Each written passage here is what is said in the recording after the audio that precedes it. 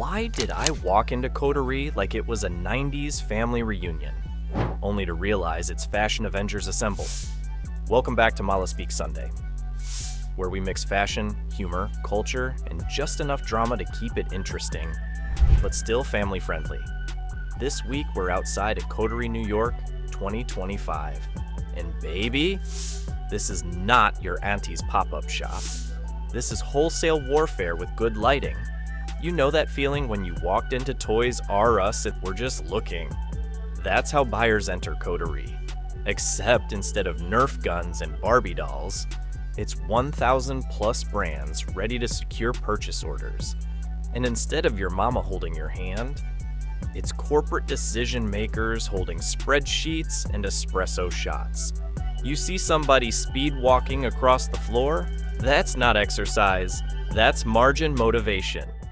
So I leaned over to one booth and asked, "Excuse me, is this a sample sale?"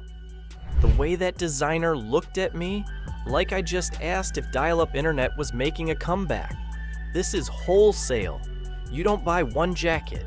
You buy 200 units and negotiate freight like it's the stock market.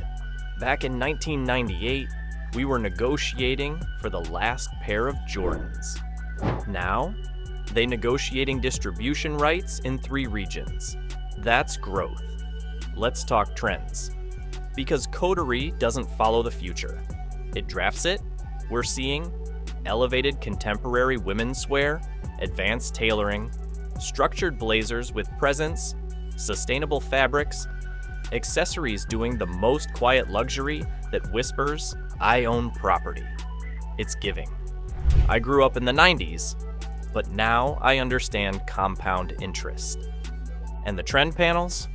They're basically fashion psychics, predicting what you'll be wearing next spring before you even clean out your closet. That blazer you'll call so on trend in March, it probably got approved right here in September. Let's compare.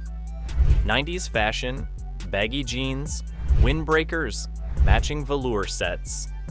Don't crease my sneakers. 2025, Coterie fashion, structured silhouettes, neutral palettes, ethically sourced fabrics. This piece tells a sustainability story. Back then, we dressed to fit in. Now, we dress to stand out and scale up. Fashion matured, and so did we. Well, mostly. At Coterie, you don't just say hi, you say, "What's your distribution model? Are you expanding internationally? Let's discuss margins." Back in the 90s, we traded Pokemon cards.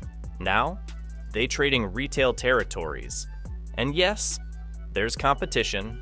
2 buyers eyeing the same emerging brand like, "Oh, you're placing an order too?" But here's the twist. There's collaboration too, because the industry finally realized something powerful. Competition builds tension. Community builds empires. What I love about Coterie, it shows the next generation that fashion isn't just selfies and red carpets.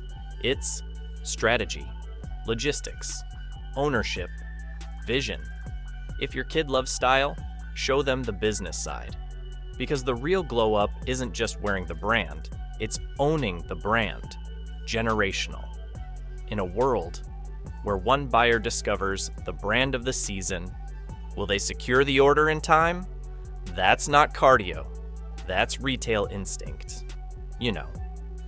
Being here at Coterie made me realize something. In the 90s, we chased style to be seen. Now we build businesses to be remembered. Everybody wants the spotlight. Everybody wants the next big thing. But the truth is, trends change every season. Integrity doesn't. Hype fades. Relationships don't. You can run across the convention floor chasing what's hot. Or you can build something steady that lasts longer than a trend cycle. So here's the real moral of the story. Don't just dress for attention.